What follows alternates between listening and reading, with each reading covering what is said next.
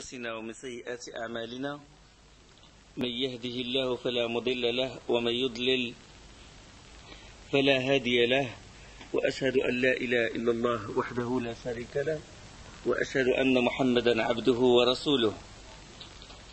أما بعد فإن خير الكلام كلام الله وخير الهدي هدي محمد صلى الله عليه وسلم وشر الأمور محدثاتها وكل محدثة بدعة وكل بدعة ضلالة وكل ضلالة في النار.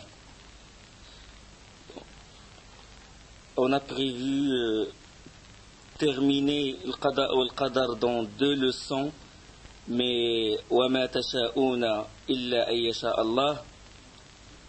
Vous ne pouvez vouloir que si Allah veut. On n'a pas pu le terminer dans 2 leçons, Inch'Allah. On va le terminer aujourd'hui. On va parler surtout des fruits de cette croyance et de certaines hadiths qui prêtent ou versets qui prêtent à confusion concernant le qada. Et je vais répéter, je vais un peu brièvement parler des sectes, des groupes qui ont dévié dans la compréhension du destin. La première extrême, c'est la secte qui a dit que la personne n'a aucune volonté et que c'est Allah qui l'a poussé à faire les actes, obéissance ou de désobéissance, et que la personne est dépouillée de toute volonté, de toute capacité, c'est Allah qui fait tout. Et c'est la secte des Jabrites, el Jabriya, qui se sont inspirés de l'Qadariya al-Mushrikiyya et la Qadariya al-Iblisiyya. Donc ça c'est la secte des Jabrites. À leur tête, le Jahm ben Safwan. Ceux qui ont pris cette voie, c'est les Jahmites, quelques Asha'ira, le Maturidiyya, le Kullabiyya et d'autres, et certaines Murji'a aussi. Et il y a l'autre extrême, c'est ceux qui ont dit que Allah ne connaît pas les choses avant leur arrivée. Il nie la connaissance, ou il nie l'écriture, ou certains nient la volonté. Mais ceux qui ont lié la connaissance, ils n'existent plus maintenant. Cette secte n'existe plus. À leur tête, c'était Ma'bad al-Juhani et Ghaylan al-Qadari. C'était les premiers. Parce que le Qadariya, c'était presque la première secte, juste avant le Khawarij, et presque en même temps que les Khawarij et Rafida par la suite. Les chiites par la suite. Donc les premiers ont nié qu'Allah connaît les choses avant leur déroulement. Ils ont nié qu'Allah il connaît, et le fait qu'Allah connaît, sait que la personne va lui obéir ou va lui désobéir. Il ne connaît pas les gens de l'enfer, il ne connaît pas les gens du paradis, il ne connaît pas les choses avant leur advenue, avant leur déroulement. Et cela, selon l'imam Ahmed, Shafi'i, l'imam Malik, ce sont des kuffars, kafir, ce sont des mécréants. Ils sortent de la religion de l'islam. La personne qui nie qu'Allah il connaît, ça veut dire qu'il attribue l'ignorance à Allah subhanahu wa ta'ala. Mais les Mu'tazila, c'est les Mu'tazila qui ont propagé, qui ont répandu cette croyance de Qadariya, le fait qu'Allah il a voulu, qu'Allah ne veut pas le mal et qu'Allah n'a pas créé les actes de ses créatures. Ce sont les Mu'tazila qui ont répandu ce genre de croyance. Ils croient qu'Allah connaît toutes choses, mais concernant la volonté et la création de l'acte, c'est là où ils dévient de la voie droite des gens de la Sunna. Et ils sont tombés dans des ambiguïtés. On a donné des exemples, des anecdotes de ce qui s'est passé avec eux, avec ces gens-là qui nient qu'Allah veut le mal. Ils disent qu'Allah n'a pas voulu que ces créatures commettent les péchés. Mais nous, les gens de la Sunna, on croit qu'Allah il a voulu que ces créatures commettent les péchés par sa volonté universelle. Mais il ne l'aime pas, il ne l'agrée pas, il ne l'a pas ordonné par l'intermédiaire de ses prophètes. Et je vais répéter l'histoire qui s'est passée concernant la personne à qui on a volé la chamelle. Et il cherchait un homme vertueux pour invoquer Allah subhanahu wa ta'ala pour qu'on lui ramène sa chamelle. Et on lui désigna Amr ibn Ubayd, l'un des têtes du Mu'tazilites, puisque Amr ibn Ubayd et Wasil ibn Ata, sont les têtes de la secte des Mu'tazila qui ont vécu avec les tabi'in. Ils ont vécu avec les compagnons, avec le Hassan al-Basri, puisqu'ils se sont isolés du cercle de Hassan al-Basri, et le terme isolé veut dire atizal, et il les a appelés, Hassan al-Basri et d'autres, les Mu'tazila. Et Amr ibn Ubayd, il est connu par sa virtuosité, par son adoration d'Allah et tout, mais il nie qu'Allah, il veut le mal. Il nie qu'Allah a voulu que son serviteur le désobéisse. Et la personne qui, le compagnard ou le bédouin qui lui a volé la chamelle, on lui désignait Amr ibn Ubayd. Et il alla le voir, il lui dit: oh cheikh, oh imam, on m'a volé ma chamelle, invoque Allah pour qu'il me ramène ma chamelle. Et Amr ibn Ubayd, il a levé les mains, il dit: oh Allah, je sais que tu n'as pas voulu qu'on lui vole sa chamelle. Je sais que tu n'as pas voulu qu'on lui vole sa chamelle. Ramène-la lui. Et là, le compagnard, avec sa fitra de musulman, il a dit: je n'ai pas besoin de ton invocation. Je n'ai pas du tout besoin de ton invocation. Pourquoi? Il a dit: parce que Allah n'a pas voulu qu'on me vole ma chamelle. Ben, j'ai peur que s'il veut qu'on me ramène ma chamelle, les voleurs ne vont pas vouloir, et la volonté des voleurs va prévaloir sur la volonté d'Allah. Allah, il n'a pas voulu qu'on me vole ma chamelle, et on l'a volée quand même. J'ai peur que s'il veut qu'on me ramène ma chamelle, les voleurs ne vont pas vouloir. Et donc la volonté des voleurs va dépasser la volonté d'Allah subhanahu wa ta'ala. L'autre exemple que j'ai évoqué, c'est quand un Mu'tazilite a voulu essayer de guider un zoroastrien, ou comment vous appelez ça, un majous, adorateur ils ont deux divinités, divinité du bien et divinité du mal, etc. Et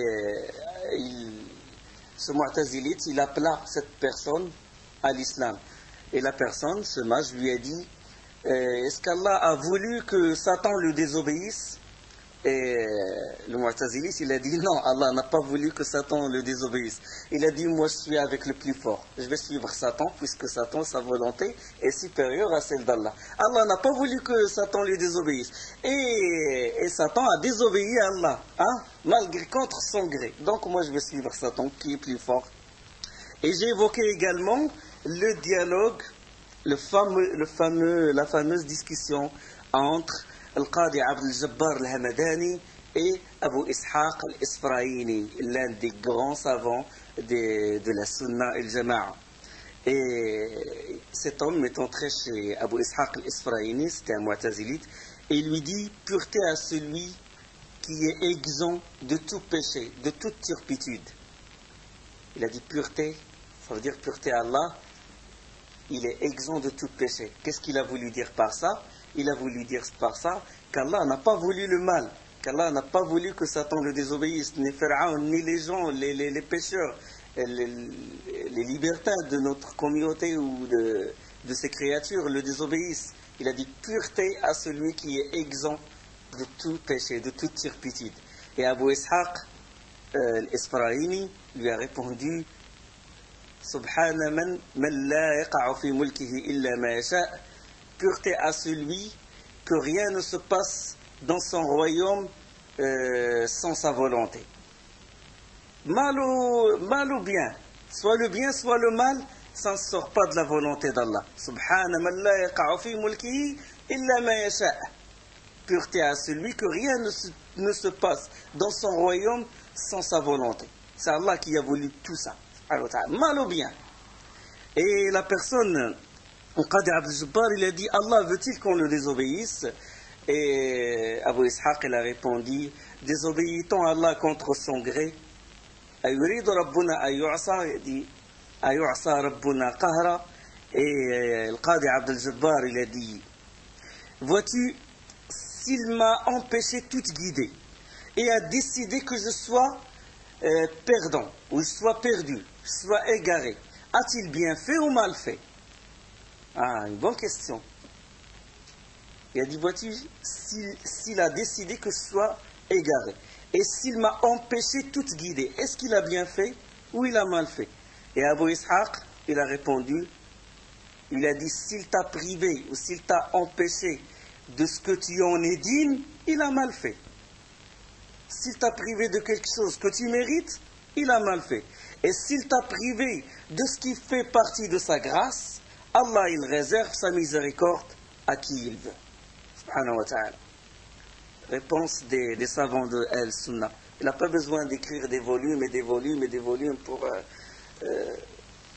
pour casser l'ambiguïté des innovateurs. Cette histoire, il se trouve à la marge de l'explication du dogme Tahawi de Abu al-Izz al-Hanafi, rahimahullah, page 251. Donc les gens de la Sunna sont aux justes mesures entre les Jabriya et les Qadariya, entre les Jabriya et les Mu'tazila et les Qadariya. Donc ils disent qu'Allah subhanahu wa ta'ala, tout ce qui se passe sur terre, il l'a voulu, il l'a su, il l'a écrit, il l'a voulu et il l'a créé. Et l'être humain, il a une volonté, il a un libre choix. Et sa volonté ne sort pas de la volonté d'Allah subhanahu wa ta'ala. Et qu'ils font la distinction entre la volonté ontologique, universelle, et la volonté religieuse qui est compatible à l'amour et à l'agrément. Maintenant, je vais évoquer certains versets, il y a certains textes coraniques ou de la sunna qui prête confusion pour certains, à savoir le verset suivant. يَمْحُ اللَّهُ مَا يَشَاءُ وَيُثْبِتُ وَعِنْدَهُ أُمُّ الْكِتَابِ. Le verset dans Surat Ar-Ra'd où Allah subhanahu wa ta'ala dit Allah efface ou confirme ce qu'il veut et l'écriture primordiale est auprès de lui. Surat 13 verset 39. Donc si Allah a tout écrit et que l'encre est sèche, et que la plume est levée, comment Allah subhanahu wa ta'ala dit dans ce verset qu'il efface et il confirme? Et on sait que la table gardée, elle n'est pas sujet à l'effacement, et tout ce qui est écrit dans la table gardée, il est immuable. D'accord? Donc pourquoi ce verset-là? Allah efface ou confirme. De même le hadith où le prophète sallallahu alayhi wa sallam, hadith rapporté par les shaykhan, le Bukhari ou Muslim, où le prophète sallallahu alayhi wa sallam, il dit celui qui aimerait bien qu'on élargisse sa subsistance et qu'on retarde l'échéance de sa mort, qu'il garde le contact et se montre bon avec ses proches. Donc si c'est celui qui aimerait bien qu'on élargisse sa subsistance, alors que sa subsistance a été déjà décidée. Voilà combien il va gagner, voilà combien il va manger, voilà comment sa subsistance en totalité a été déjà écrite dans la table gardée. Et son échéance, son terme est déjà marqué, qu'il va mourir à l'âge de 70 ans, 80 ou 30 ans, c'est déjà marqué. Alors pourquoi ce hadith, il dit celui qui aimerait bien qu'on élargisse sa subsistance et qu'on retarde l'échéance de sa mort? La réponse, c'est qu'il faut faire la différence entre ce qu'on appelle le qadar al-mutlaq, le qadar, le destin absolu, exclusif, ce qui est écrit dans la table gardée, et ça, personne ne le touche. Celui-là ne change pas. Ne change pas. Il n'est pas sujet à l'effacement, à l'augmentation ou à la diminution. Donc ça c'est le qadar exclusif, mutlaq, absolu, ce qui est marqué dans la table gardée. Et le qadar mu'allaq, le destin conditionné, c'est celui qui est marqué dans les registres des anges. Ah, dans les registres des anges. Et les registres, ils peuvent faire l'objet de l'effacement. D'accord? Les anges peuvent ajouter, peuvent diminuer. Allah subhanahu wa ta'ala, il sait que cette personne va voir ses proches, va les visiter, va garder le contact avec eux. C'est une cause pour qu'on élargisse, pour qu'on retarde l'échéance de sa mort. D'accord? Donc Allah subhanahu wa ta'ala, il demande aux anges de marquer qu'il va mourir à l'âge de 60 ans, mais s'il va visiter ses proches, ajoutez-lui 10 ans. D'accord? Les anges ne connaissent pas ce qu'il y a dans la table gardée, ils ne connaissent pas le futur. Donc Allah va leur dire, voilà, il a fait la cause qui fait qu'on retarde l'échéance de sa mort. Effacez l'âge déjà marqué et ajouter lui, disons, 5 ans, ou ce qu'Allah subhanahu wa ta'ala il veut. Ça, c'est le registre des anges. Des anges. Ce qui est dans la table gardée, il est intouchable. D'accord? Et même dans le verset, si on médite là-dessus, Allah subhanahu wa ta'ala dit Yamhu Allahu ma yasha'u wa yuthbit. Allah efface ou confirme ce qu'il veut. Une partie du verset. وعنده أم الكتاب, et l'écriture primordiale est auprès de lui. C'est comme deux parties du verset. Allah, il efface, il confirme ce qu'il veut. Dans les registres des anges et dans les autres décrets, à savoir le décret annuel ou le décret quotidien ou le décret relatif à l'âge. D'accord? Mais le décret général, il est intouchable. Donc, Allah efface et confirme ce qu'il veut. Oui. On est d'accord. Il demande aux anges d'effacer et de confirmer ce qu'il veut lui, subhanahu wa ta'ala. Et auprès de lui, il y a l'écriture primordiale, et auprès de lui, il y a la table gardée, cette table gardée qui est intouchable. D'accord? Donc c'est comme ça que l'ont expliqué les grands savants.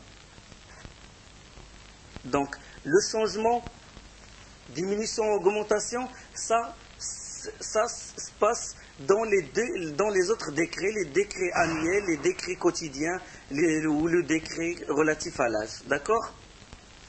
Il y a aussi un autre hadith qui prête confusion. C'est le prophète sallallahu alayhi wa sallam, il dit il n'y a que l'invocation qui fait obstacle au qadar. Hein? La yaruddu al-qadara illa ad-du'a. Comme ça.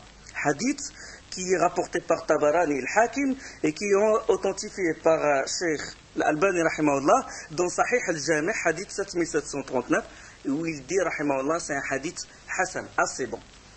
Donc comment expliquer ce hadith là? Comment expliquer? Donc comme on a dit tout à l'heure, c'est qu'il y a la table gardée, le qadar exclusif ou absolu, et il y a les autres décrets, c'est le décret annuel, le décret de la vie ou le décret quotidien. Il se peut qu'il y ait des changements. Donc il se peut que dans les décrets quotidiens ou annuels, qu'Allah subhanahu wa ta'ala décide d'anéantir une cité, d'accord, parce qu'il a commis des péchés, il a commis de la perversion, etc. Il décide ce jour-là kullu yawmin huwa fi sha'an, comme il dit subhanahu wa ta'ala dans Surat Ar-Rahman, chaque jour il se confirme dans une intervention et il décide d'anéantir cette cité. Alhamdulillah. Il décide d'anéantir cette cité. Mais dans cette cité, il y a un croyant qui invoque Allah subhanahu wa ta'ala. Donc Allah, il décide d'anéantir toute la cité sauf cette personne parce qu'il a invoqué Allah subhanahu wa ta'ala. Donc il épargne. Donc, yaruddu al-qada, non pas le qada qui est dans la table gardée, mais la décision soit journalière, soit la décision annuelle, soit celle relative à l'âge. Vous avez compris? D'accord? Donc c'est une cause, l'invocation c'est une cause pour repousser un mal, pour apporter un bien. D'accord? Bien sûr, Allah subhanahu wa ta'ala n'a pas besoin de nous châtier ni quoi que ce soit pour... comme il dit subhanahu wa ta'ala, vous n'arrivez jamais à me nuire ou à m'être utile si vous cherchez à les faire, ô mes serviteurs. Si les hommes et les djinns du premier au dernier étaient aussi pieux que l'est celui au cœur le plus pieux d'entre vous, cela n'ajouterait rien à mon royaume. Hein? Et si tout le monde a le cœur le plus pervers, cela ne diminuerait rien au royaume d'Allah subhanahu wa ta'ala. Ma yaf'alullahu bi'adabikum in shakartum wa amantum. Qu'aurait à faire Allah de vous châtier si vous êtes reconnaissant et si vous lui vouez croyance, in amantum, ma yaf'alullahu bi'adabikum in shakartum wa amantum, si vous lui vouer croyance et reconnaissance, comme il dit subhanahu wa ta'ala dans Surat An-Nisa, Surat 4, le verset 147.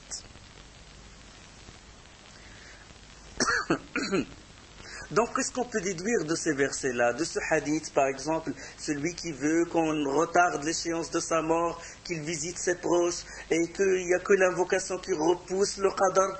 Allah, qu'est-ce qu'il veut dire par ça? Subhanahu wa ta'ala, lui, la sagesse la plus parfaite, nous pousser à l'invoquer, nous pousser à visiter nos proches. D'accord? C'est ça ce qu'il a voulu, subhanahu wa ta'ala. Et pour... donc, il nous pousse à l'invoquer et on doit l'invoquer en ayant la certitude qu'Allah subhanahu wa ta'ala va nous épargner le mal ou va nous apporter un bien. Donc, l'invocation, c'est une cause, c'est l'arme du croyant, c'est l'arme du musulman. Donc, ça concernant l'effacement dans le destin et la confirmation. Maintenant, on va parler de certaines erreurs. Les erreurs dans le qadar, dans la parole, dans le comportement, les erreurs où tombe la majorité des gens. Parmi les erreurs, c'est prendre le qadar comme prétexte, et ça on le voit, comme prétexte pour commettre des péchés, ou se dispenser des obligations. On dit à la personne, pourquoi tu ne pries pas? Il dit, parce qu'Allah n'a pas voulu que je prie. Si Allah l'avait voulu, je prierais, Inch'Allah. D'accord? La majorité des gens prennent le qadar comme prétexte. À cette personne, on va dire quoi? Est-ce que tu veux dire par Allah n'a pas voulu, il n'a pas aimé? Il aime que tu pries. Là, il ne peut pas, il va être confondu, il va dire oui, il aime. Ou il va se taire. Et s'il veut dire Allah n'a pas voulu, n'a pas écrit dans la table gardée que je vais prier, ça veut dire que toi, dans cet univers, et Allah qui regarde, qui voit ce qui est dans la table gardée. D'accord? S'il a voulu dire par volonté religieuse, amour, Allah n'aime pas la salat, a'udhu billah. Comment ça se fait qu'Allah n'aime pas la salat? Et s'il veut dire par vouloir, volonté ontologique, Allah n'a pas voulu, ça veut dire qu'il n'a pas écrit. Il n'a pas encore écrit pour moi ce que je vais prier. Moi, je ne connais pas l'invisible. Et la personne, il prétend connaître l'invisible dans ce cas. Qui t'a informé? Qui t'a informé de ce qu'il y a dans la table gardée? Qui t'a informé qu'Allah a voulu ou n'a pas voulu? Qui t'a informé? D'accord? Pour répondre à cette personne qui prend le qadar comme excuse. Et ils le prennent dans beaucoup d'autres choses. Il y a aussi, il y a des gens, ils disent on ne va pas aider les pauvres parce que si Allah avait voulu, il les aurait aidés. Hein? On va laisser la misère, on ne va pas aider nos proches, etc. Parce qu'Allah a voulu prendre le qadar comme prétexte. Il y a aussi ne pas faire les causes sous prétexte qu'on a, comme ils disent en parenthèse, le yaqin, parce que la définition du yaqin chez Al-Sunnah al-Jama'a n'est pas la définition du yaqin chez les autres. D'accord? Peut-être on va faire un cours spécial là-dessus. Il ne fait pas les causes sous prétexte qu'il a la conviction. Il dit, moi je crois, j'ai la confiance en Allah subhanahu wa ta'ala, et sans faire les causes, Allah il nous donne. Sans faire les causes, Allah il va repousser l'ennemi. Sans faire les causes, on peut aller à une destination précise sans prendre nos bagages, etc. Parce qu'on a la conviction, et crever dans le désert parce qu'on a la conviction qu'Allah va nous donner, etc. Ça c'est une erreur dans le destin et la prédestinée, parce que le prophète sallallahu alayhi wa sallam a fait les causes. Il sait qu'Allah lui a promis la victoire, et on a parlé de ça. On a donné l'exemple de Khaybar. Allah lui a promis dans le Coran qu'il va rentrer à Khaybar. Il a pris l'armure, il a pris les épées, il a préparé les chevaux, il a désigné les émirs, etc. Il a fait les causes. Si le prophète sallallahu alayhi wa sallam, qui a l'yaqin le plus grand sur cette terre, on est sûr que le meilleur être humain sur cette terre, qui a le yaqin le plus fort envers Allah subhanahu wa ta'ala, c'est notre prophète Muhammad sallallahu alayhi wa sallam. Et il a fait les causes. Sallallahu alayhi wa sallam. Donc, c'est ça c'est la brèche, c'est ça qui a fait que les Mongols rentrent dans les pays musulmans, les croisés, les anciens croisés, les nouveaux croisés, etc. À cause de cette croyance. Hein? Adorer le cheikh, rentrer chez lui et invoquer, ou rentrer chez vous, parce que Allah Allah, ce qui va nous atteindre,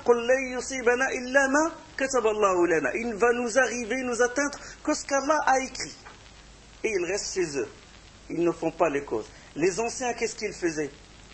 Les compagnons, radiallahu anhum.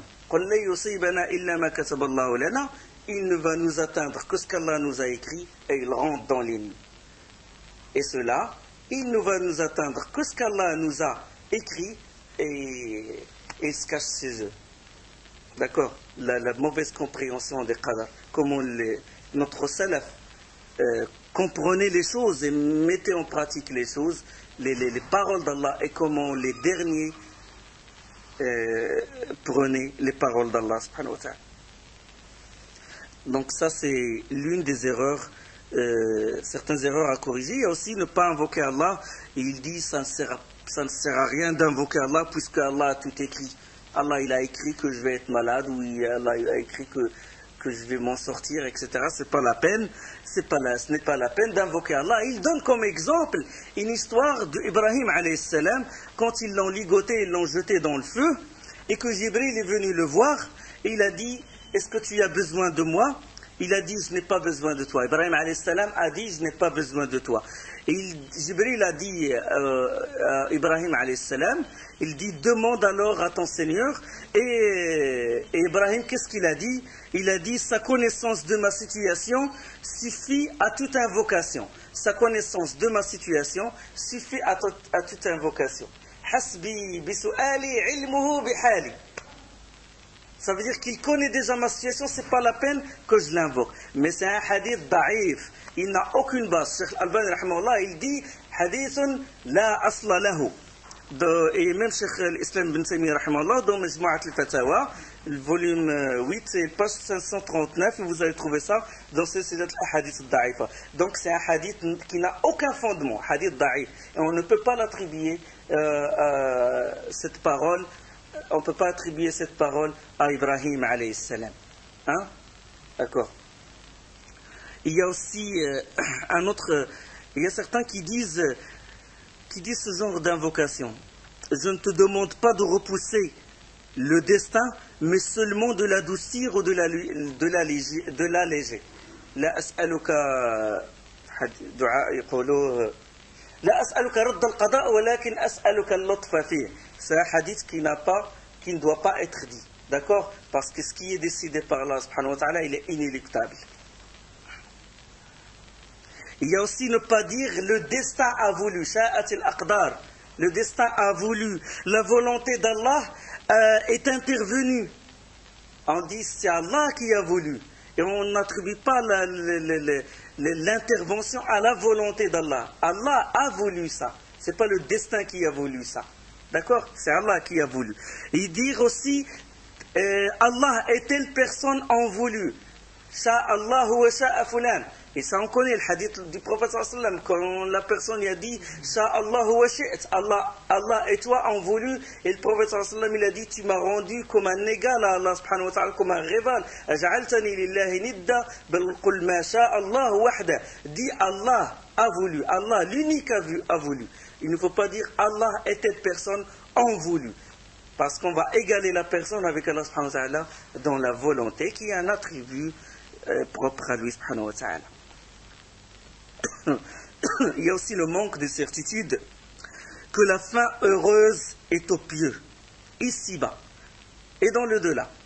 Il y a des gens qui ont un sentiment d'infériorité devant le développement économique des koufars, devant le développement industriel, et ils ont ce sentiment d'infériorité qui touche leur croyance dans le qada ou al-qada.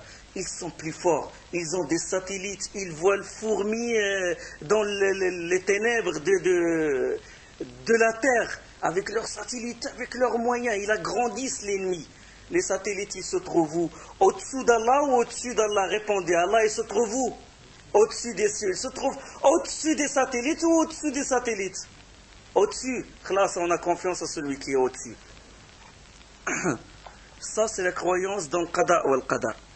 Donc, il explique leur manque de l'iman, leur manque de la croyance du destin et la destinée. Il l'explique verbalement. Ça veut dire qu'ils dévoilent ce qu'ils ont dans leur cœur. sentiment d'infériorité. On est faible, ils peuvent nous anéantir, ils peuvent nous détruire, etc. etc. Donc c'est une erreur. Nous on a confiance en Allah subhanahu wa ta'ala que rien ne sort de sa volonté, tout est sous sa puissance subhanahu wa ta'ala. Il y a aussi chercher l'avenir chez les devins et les marabouts. Ça c'est shirk, c'est un acte d'association. Parce que la personne ne croit pas qu'Allah il connaît toutes choses, il ne lui fait pas confiance. Donc, à la moindre maladie, au moindre problème, il se sépare de sa femme, ou il arrive le moindre problème. Au début, il croit au qadar, au destin et la prédestinée. Et après, au moindre problème, la mise à l'épreuve, est-ce qu'il croit vraiment? Il va courir chez les devins, il va chercher d'autres causes qu'Allah n'a pas légiféré. Il y a aussi dire à quelqu'un, toi, Allah ne te pardonnera jamais. Et ça, il y a un hadith là-dessus, rapporté par Muslim selon Jundub, qu'un homme, il a dit à un tel homme, il a vu qu'il est dans les péchés, et qu'il insiste dans les péchés, il persiste dans les péchés, il a dit Allah, toi Allah ne va pas te pardonner, et Allah subhanahu wa ta'ala a dit, qui est celui qui jure que je ne vais pas pardonner à telle personne? Je lui ai pardonné et j'ai rendu les œuvres de cette personne vaines, de la personne qui a prétendu ça. Donc il ne faut pas dire qu'Allah dira à quelqu'un, oh celui-là et Allah ne lui pardonnera jamais, oh celui-là ne va jamais être guidé, oh celui-là ne va pas être, celui-là c'est une pierre. Il ne faut pas dire ça, non. D'accord? Donc ça c'est des erreurs. Il y a aussi s'opposer au destin par le refus. De dire que quand quelqu'un est atteint par un mal, il dit, oh je ne mérite pas. Oh, pourquoi tu m'as touché, moi, tu n'as pas touché telle personne, ou etc. S'opposer au destin, au qadar Allah subhanahu wa ta'ala. Et par exemple, qu'est-ce que j'ai fait pour que je sois touché par cette maladie, par ce problème? Ça, c'est s'opposer au destin d'Allah subhanahu wa ta'ala. C'est grave. Ça montre que la personne, soit sa connaissance, soit son iman est bas. Son iman du qadar, au qadar spécialement. De répéter souvent, si jamais j'ai fait ça, j'avais fait ça, j'aurais ça. Et comme a dit le prophète sallallahu alayhi wa sallam, quand il a conseillé à Abdullah ibn Abbas, il dit ihras ala ma yanfa'uk wasta'in billahi wa la ta'jaz. Insiste, cherche avec insistance ce qui t'est bénéfique. Cours toujours derrière ce qui t'est bénéfique ici-bas. Profite de l'occasion. Ce qui t'est bénéfique. Wasta'in billah, et demande l'aide à Allah subhanahu wa ta'ala. Et ne tombe pas dans la paresse, dans la fainéantise. Ne dis pas wala ta'jaz. Et s'il t'arrive quelque chose, ne dis pas si j'avais fait ça, j'aurais eu ça. Parce que le terme si ouvre la porte à l'intervention de shaitan. Fa'inna law taftahu amal al-shaitan. Comme a dit le prophète sallallahu alayhi wa sallam, si jamais. Et le terme si, il est utilisé dans le Coran par les hypocrites. Dans Surat Uhud, قالوا لو أطاعونا لو كان لنا من الأمر من شيء ما قتلنا هاهنا. Dans la bataille de Uhud, quand les archers ils ont fait l'erreur, et quand Khalid bin Walid avec son groupe, il a entouré, il a encerclé les musulmans et il les a tués. Il a 70 des martyrs, Shuhada, Uhud. L'erreur, la désobéissance du prophète sallallahu alayhi wa sallam. Qu'est-ce qu'ils ont dit les hypocrites? Ils disent, si nous avions eu un choix quelconque dans cette affaire, nous n'aurions pas été tués. قالوا لو كان لنا من الأمر شيء ما قتلنا هاهنا قل إن الأمر كله لله. Allah subhanahu wa ta'ala répond, l'ordre appartient à Allah subhanahu wa ta'ala. Ils ont dit, si nous avions quelque chose dans cette affaire, nous n'aurions pas été tués par les Quraysh. Il utilise le terme si, là. Ça y est, Allah il a décidé subhanahu wa ta'ala. Et Allah subhanahu wa ta'ala, comment il a répondu, قل لو كنتم في بيوتكم لبرز الذين كتب عليهم القتل إلى مضاجعهم. Il a dit subhanahu wa ta'ala, si vous étiez restés dans vos demeures, ceux dont la mort était écrite n'en seraient pas moins sortis vers leur dernière couche. Si vous êtes restés chez vous, si Allah subhanahu wa ta'ala a décidé la mort, il va rentrer chez vous, l'endroit où vous dormez. Donc vous ne sortez pas de l'ordre d'Allah, de la volonté d'Allah subhanahu wa ta'ala. الذين قالوا لإخوانهم لو أطاعونا ما قتلوا. ceux qui ont dit الذين قالوا لإخوانهم استغفر الله الذين قالوا لإخوانهم وقعدوا لو أطاعونا ما قتلوا, ceux qui sont restés dans leur foyer dire à leurs frères s'ils nous avaient obéi, ils n'auraient pas été tués. S'ils étaient restés avec nous, avec Abdullah ibn Ubay ibn Saloul, la tête des hypocrites et son groupe à lui, il n'aurait pas arrivé ce qui est arrivé. Ils prennent le qadara, ils utilisent le terme si parce que le terme si, là-haut, la condition, ça ouvre la porte à Shaitan. Allah subhanahu wa ta'ala répond قُلْ فَدْرَأُوا عَنْ أَنفُسِكُمُ الْمَوْتَ إِن كُنْتُمْ صَادِقِينَ. Dit écartez donc de vous la mort si vous êtes véridique. La mort, elle va venir aujourd'hui ou le lendemain. Il y a ça c'est aussi une erreur, des erreurs dans le langage, de dire si, à chaque fois de dire si. Et il y a aussi des actes qui montrent qu'on s'oppose au qadar, tel que à la mort de quelqu'un, les lamentations, griffer le visage, appeler la destruction sur soi-même, ça veut dire qu'on refuse la décision d'Allah. On n'est pas content, on n'agrée pas ce qu'Allah a décidé. Donc ça c'est un acte qui s'oppose à qadar Allah subhanahu wa ta'ala. Al-iman bil-qadar, c'est un acte qui s'oppose à cette croyance. Il y a aussi le hasad, l'envie, espérer que telle personne soit privée d'un bienfait, ou répugner qu'un bienfait l'atteint. D'accord? C'est ça le hasad. Donc le hasad, c'est comme si l'envieux, il dit, celui-là, il ne mérite pas que tu lui combles de bienfaits, et pourtant tu l'as comblé de bienfaits. C'est ça ce que dit le hasad, dans l'intérieur de lui-même, l'envieux. C'est ça. Il est en train de proposer à Allah. Il dit non, il ne faut pas lui donner, il ne faut pas donner à cette personne, il faut donner à autre, donner à moi. D'accord? Il s'oppose au qadar Allah subhanahu wa ta'ala. Il donne des suggestions à Allah subhanahu wa ta'ala. C'est ça, l'envie, c'est dangereux. Donc ça touche la croyance au destin et à la prédestinée. Et c'est une branche de quoi? Qui peut me répondre? Hasad, c'est une branche de quoi? L'amour, c'est une branche de quoi? Le hasad, l'envie, c'est une branche de quoi? De le kufr, barakallahu fikum. De la mécréance. De même, espérer la mort. Espérer quand la personne est atteinte d'une maladie ou il a des problèmes, il va espérer la mort. Donc, parce que la personne déjà, il ne sait pas ce qui va lui arriver après la mort, le châtiment de la tombe, le châtiment de l'enfer. Et il y a autre chose, le fait d'espérer la mort, ça, on sait que la mort, elle interrompt les œuvres. D'accord? Donc plus Allah il te donne, il retarde l'échéance de ta mort, ou chaque fois tu te réveilles le matin, c'est que tu as une chance de faire les bonnes œuvres. Et un atome de hasanat, de bonne action, il vaut mieux que la terre entière. Il vaut mieux que la terre entière. La terre ici-bas, depuis qu'Allah a créé Adam, même avant. Une bonne action. Si Allah il l'accepte. Donc plus t'es vivant, plus ton âme elle est dans ton corps, c'est une occasion pour profiter, pour chercher avec insistance ce qui t'est bénéfique. D'accord? Donc la personne ne doit pas espérer la mort. Il y a le suicide, se débarrasser d'un mal, enfin c'est pas se débarrasser, c'est tomber dans un mal plus grand, le fait de se suicider. C'est le mal de cette société, le mal de la société occidentale, puisque il y a le taux de suicide le plus haut. Pour moindre chose, des futilités, il se suicide. Subhanallah.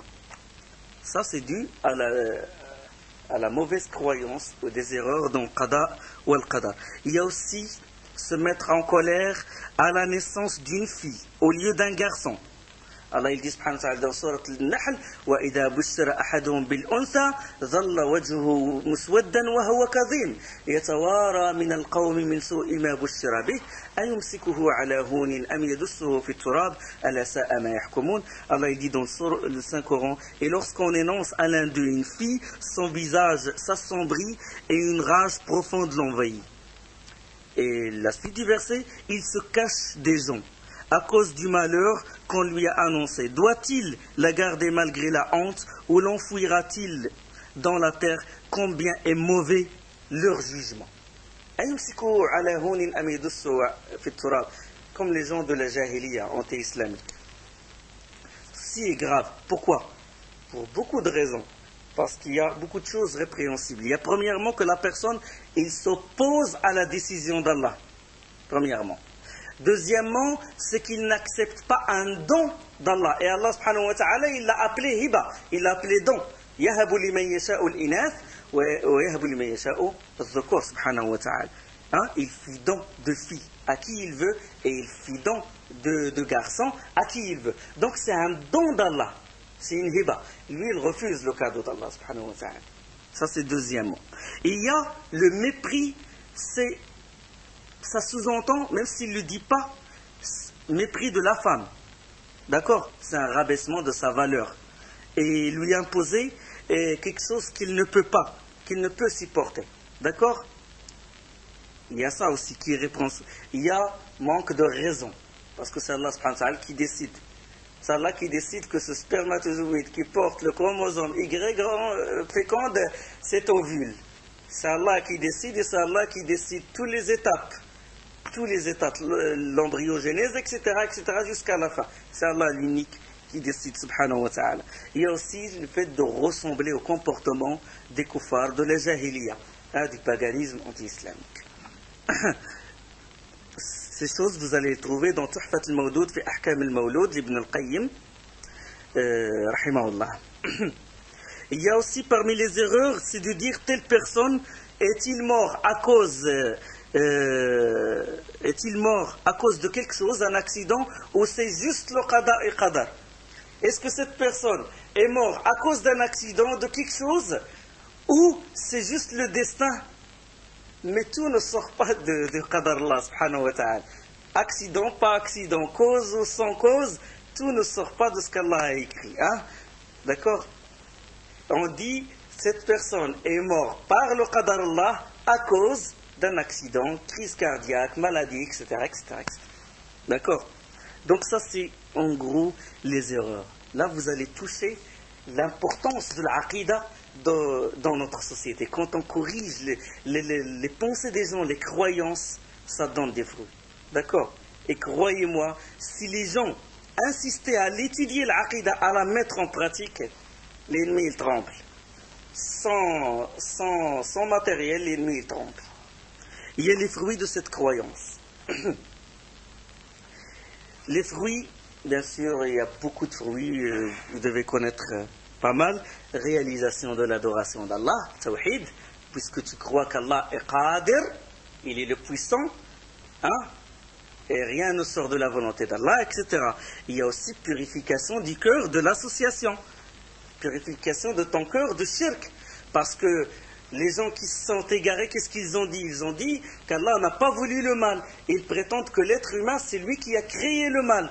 Donc ils ont associé avec Allah, ils ont dit Allah il est le créateur du bien, et tout le monde, tout pécheur est créateur du mal. Beaucoup de divinités, il y a beaucoup de divinités sur terre. Donc c'est purifier le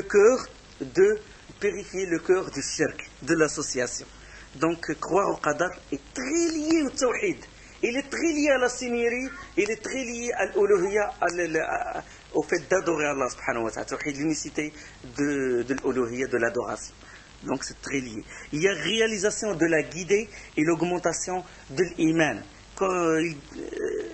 Quand on croit au qadar, on réalise le tawhid et l'iman, notre iman, il monte, notre foi, il augmente. Et Allah nous dirige, nous guide vers la voie droite, car Allah subhanahu wa ta'ala, il dit dans Surat 64, le verset 11, Ma asaba min musibatin illa bi'iznillah wa man yu'min billahi yahdi qalbah. Allah il dit subhanahu wa ta'ala, nul malheur n'atteint l'homme que par la permission d'Allah. Qadar. Ça c'est le qadar. Le reste du verset est quiconque croit en Allah, Allah guide son cœur.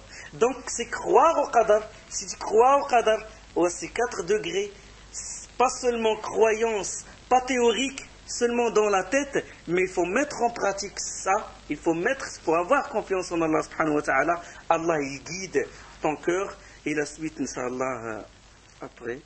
Subhanakallah bihamdik, shadu la ilaha illa ant, astaghfiruka wa atubu ilayk.